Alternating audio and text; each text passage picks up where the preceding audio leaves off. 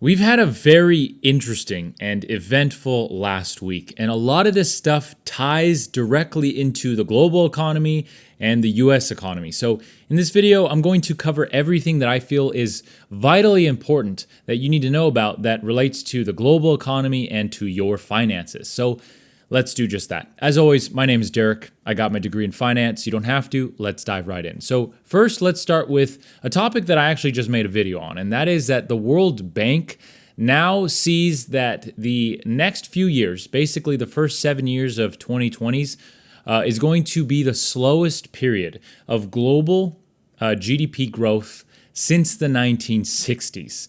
Now, the reason for this, as I've said in my previous video, so I'll keep this short, is due to Donald Trump's tariff policies.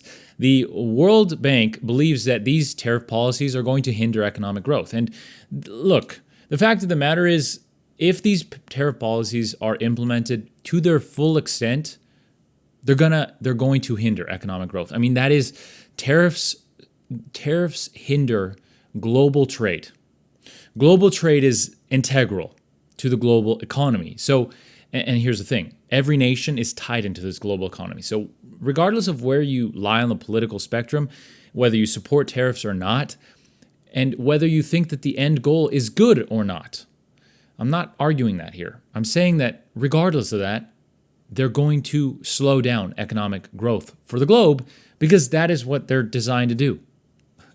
Just like medicine has a thing that it does and then it has symptoms, okay, or has side effects, right?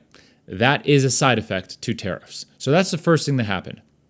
In my previous video, I did say how I do think that there's a glimmer of hope, and that I don't think it's going to be as drastic as the World Bank says, and that's simply because these tariffs are looking more and more every day that they're either paused, canceled, or they've been challenged in court on many occasions. So the actual full extent of these tariffs might not ever be seen, and they're also looking like, they might just be a negotiation tactic. And if they're not, they might have tons of exemptions.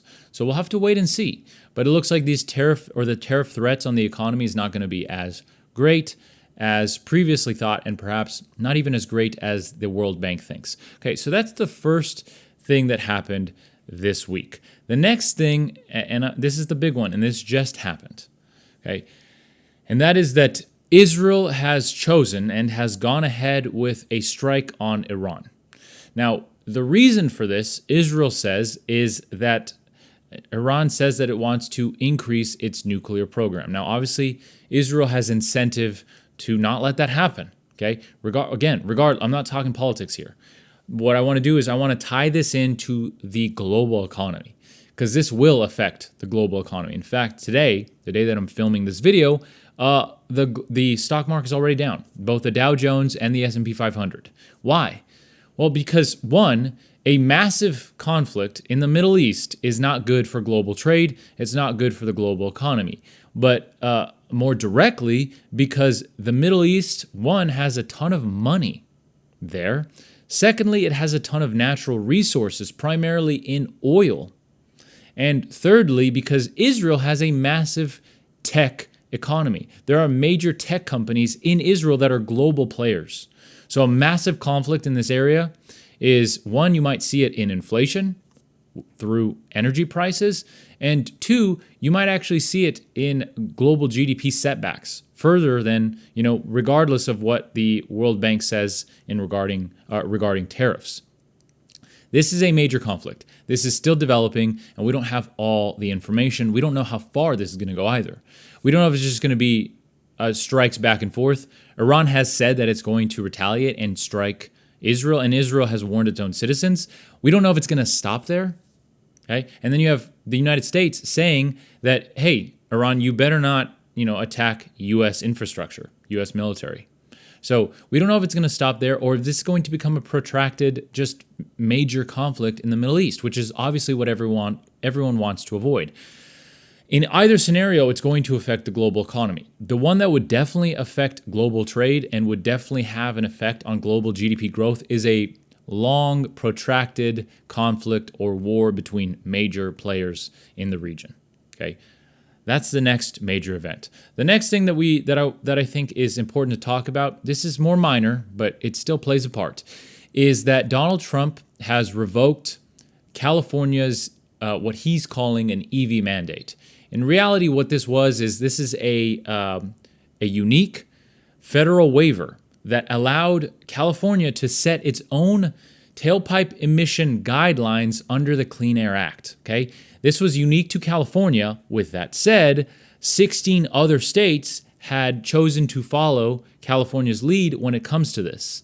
Okay, now by revoking this, this means California cannot set its own tailpipe emissions. This is, of course, good for what?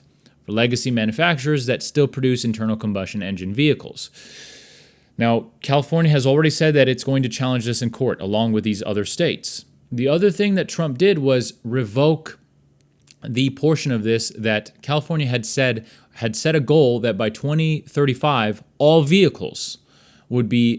vehicle sales would be electric vehicles. So Trump has revoked this as well. Again, this is going to be challenged in court. But what this does, at least currently, is it reshuffles the order of a major auto industry, because California is a major auto industry. It's the fourth largest economy in the world. So what happens here matters. Okay, that's why, there's always jokes about California just becoming its own nation, because it could. It's a massive economy. So what's going to happen here is, in the short term, this is going to benefit auto manufacturers. Okay, this is going to benefit oil companies like ExxonMobil, right, Chevron, etc. Gavin Newsome has said to Donald Trump, he said that Donald Trump is owned or wholly owned by big polluters. So we'll see how this fight plays out. That's kind of what's going on in the economy this last few days. The other thing that I want to touch on is the stock market. Okay, the stock market, like I said, is down today, but the stock market seems to be recovering over what happened last week and kind of sort of into this week. Is this feud between Donald Trump and Elon Musk. Okay, Tesla took a hit and the market didn't like this. Now they've I don't want to say that Elon Musk apologized to Trump, but he's trying to smooth out relations, and that's kind of being set behind him, right? Behind us. So the economy is starting to kind of refigure this out. Now I want to change our attention and look forward into next week, because something is happening next week that matters, and it relates to the inflation report that happened this week. So next week, the Federal Reserve is meeting. When the Federal Reserve meets, they choose to adjust or not their FFR, their federal funds rate, which affects interest rates. So this week, we got a new CPI inflation report. Now, that inflation report did tick upwards from 2.3% year over year last month to 2.4% this month. With that said, that is actually less than expectations. There are major expectations that, hey, where's the tariff inflation? That's going to show up this month. Well, again, it didn't really show up this month. Now, there is some, and I've said this myself, there is inventory and supply buildup. When these tariffs were announced, companies brought in, there's the famous story of Apple flying in over 1 million iPhones just on like a chartered plane to try to get ahead of the tariffs, right? So a lot of companies have brought in inventory, and we're still running through cheaper inventory and supply. That is likely going to run out in the next couple of months. Then we will likely start seeing tariff inflation. I've made videos on this, and I do think that tariff inflation is coming. Two things when it comes to this. One, I don't think you're going to notice it because big companies, Walmart's CFO already confirmed this, that they're going to spread the tariffs over multiple different products, even products that are not affected by it. So instead of one or two major products going up 20% or 30% or more, you're going to have maybe every product on the shelves go up 1 cent or 2 cents. So if you are just looking at the store, you might not notice it. You're going to have to look, if you keep a monthly budget, you're going to have to look at your monthly end of the month budget and see how much more you actually spent. Okay. Now, how does this relate to next week? Well, this inflation report is not good enough for the Federal Reserve to change their stance.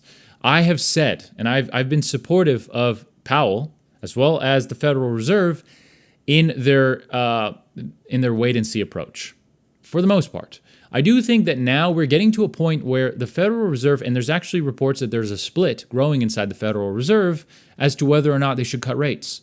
I do think that that is a valid question that needs to start being asked. As someone who supported Powell and the Federal Reserve and their decision to wait and see, I do think that a Federal Reserve interest rate cut is due. Maybe not this coming meeting, because it's basically we're not going to get one, especially if you look at the CME Fed Watch tool. This tracks the likelihood of interest rate cuts. It's like a 99% chance that it's not going to happen. But in the next few meetings, I think it's time to at least consider a quarter point. Okay. Now, of course, Trump has said many times that he wants Powell to cut, and he's even said that recently he said that he wants it to be big. He wants like a percentage point cut. I don't think that's going to happen, but I do think a quarter point might be reasonable, and I'll give you two reasons as to why. One, European central banks, they're already cutting rates again. Remember, the Federal Reserve was cutting rates, but they paused. Now, the reason for this is Europe believes that their inflation rate is going to be at or below their target. Everyone's target is 2%. And for those of you that don't know, you know where this comes from? It's just like it was a random interview with an economist in New Zealand in the late 80s. That's it. There's no mathematical or scientific backing behind this. It's just a number everybody picked. But the European inflation rate might be below or at their target very soon. So they've decided to cut rates.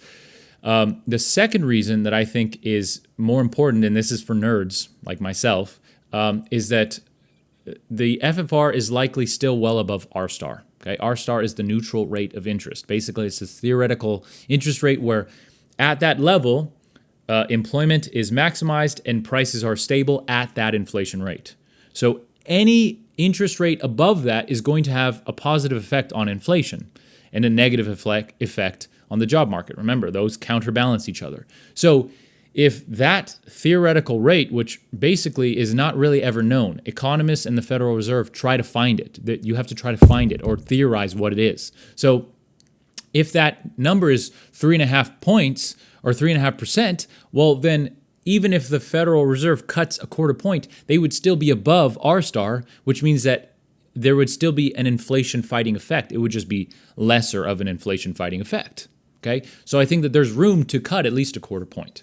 I don't want to make this video too long. I just want to give you guys an update on a very interesting geopolitically as well as economic week that we've had. And I'm going to do another update next week, because next week we're going to have the Federal Reserve meeting, and we're probably going to have more drama between Trump and Powell, because particularly Trump does not like Powell. He wants Powell to cut rates. Why? Well, because that's good for the economy.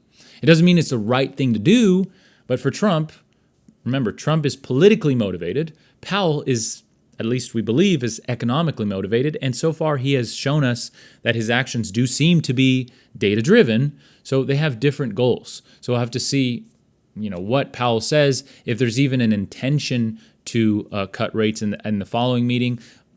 Right now, the consensus on the CME Fed Watch tool is that by September, there's a likelihood that at least one rate cut happens. So we'll have to see. I don't want to drag this video out too long. If you like personal finance, world economics, and investing, you are in the right place. Let me know if you like this more casual, layback style video. I don't even know if I might cut this video once or twice, here and there, just to shorten it. But this is going to be pretty much just a much more casual style. Let me know if you like this. I'm still going to put graphs, charts, articles, everything to support this video. But, if you've watched this channel before, my videos are usually very cut, edited, and structured. So let me know which style you like better. I love having just a conversation with you guys, and I feel like it's a good way to relay a lot of information. I love this stuff, and I consider myself knowledgeable about finance and economics, so it's easy for me to talk about it. But if you prefer the cut, more edited stuff, then that's, totally fine as well. Just let me know.